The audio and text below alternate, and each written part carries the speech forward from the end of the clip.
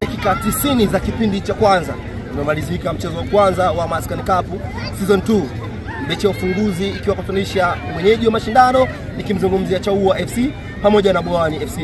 Kulia kwangu nipo na super captain, alikaptano mwenyewe anayebeba mabegani Chaua FC. Kama vipi mzee? Kwa majira. Wana mchezo umemalizika kwa goli moja bila yoyote kuondoka na alama 3, amepata alama 1. Kwako unaipokea vipi?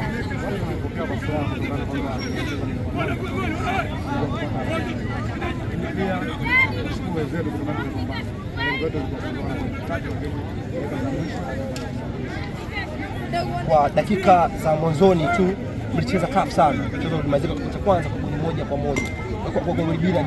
Lakini dakika 75 imeenda kuandika goli la kwanza kwa upande wa Chaua. Dakika ya 89 wameweza kusawazisha. Kwako umeupokeaje? Wangu nimepokea kwa furaha kutokana kwamba kubwa wa timu ndio inaonyesha kilichotokea. Kwa maana timu zote bora ndio zinapata. Kila timu inapata moja. Tunashukuru kwa hiyo. Kwa kile kilichofanywa msimu uliopita kuishia nusu finali, msimu huu unasema Mungu tunaomba Mungu tuvuke pale kwa nusu finali tufike hata kwenye finali. Ikiwezekana kupata kombe kwa sababu wetu kubwa mashabiki zetu hususani hapa ni nyumbani. Kwa hiyo tunaomba Mungu na viongozi wetu tunapambana.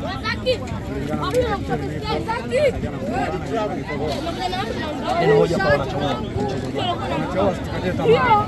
Kutokana hiyo imetokea ndio mpira sana. Tunapata ushindi. Kwa kilichotokea tutapoteza tunapata kwa timu moja kwa. Wasikate tamaa, wazidi kusupport sisi wachezaji wao, vijana wao, na sisi tupate nguvu ya kupambania mambo. Bana, shukrani sana.